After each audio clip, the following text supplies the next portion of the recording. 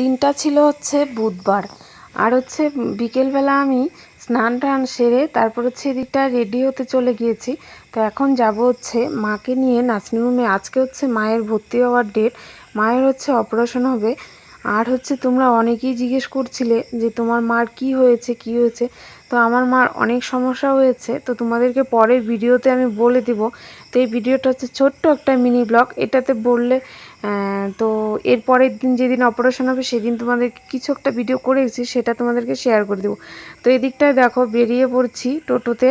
তো আজকে যেহেতু ভালো আছে, মানে নর্মাল আছে, তো টোটো দিয়ে যেতে পারবে, তাই জন্য টোটো দিয়ে যাচ্ছি। আর মাকে ভর্তি করানো হচ্ছে আলিপুর নার্সিংহোমে। তো মা সেবা নার্সিংহোম কারা কারা আলিপুর থেকে আমার ভিডিওটা দেখো কমেন্ট করে অবশ্যই জানিও।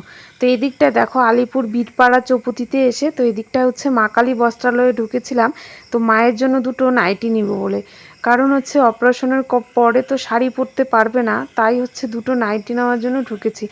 তো আমার মা তো অনেকটাই মানে মোটা আর কি, মানে মোটাই বলতে গেলে চলে। তো আমাদের ছোট ছোট নাইটিগুলো সেগুলো হবে না, তাই হচ্ছে দোকানদারেরকে বড় বড় নাইটিগুলো বের করছিল।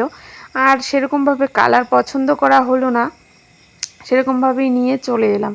তো এদিকটা এই যে দেখো মা সেবা নার্সিংহোমে এসে আমরা পৌঁছেও গেছি। তারপর হচ্ছে মাকে ভর্তি করানো হয়ে গেছে, তখন রাত বাজে হচ্ছে 7টা কি 7:30। তো এদিকটায় হচ্ছে দেখো মাকে ভর্তি করিয়ে রেখে তারপর হচ্ছে আমরা বাড়ি চলে যাচ্ছিলাম আর কি। আর এদিকটা দেখো টোটোতে বসে গিয়েছি, তো অনেকটাই টেনশন হচ্ছিল।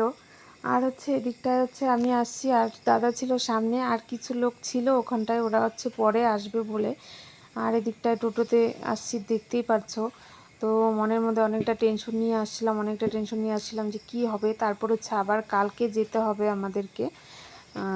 তো কালকে যেহেতু মানে অপারেশন করবে, তো আগের দিন ভর্তি করানো হয়েছে।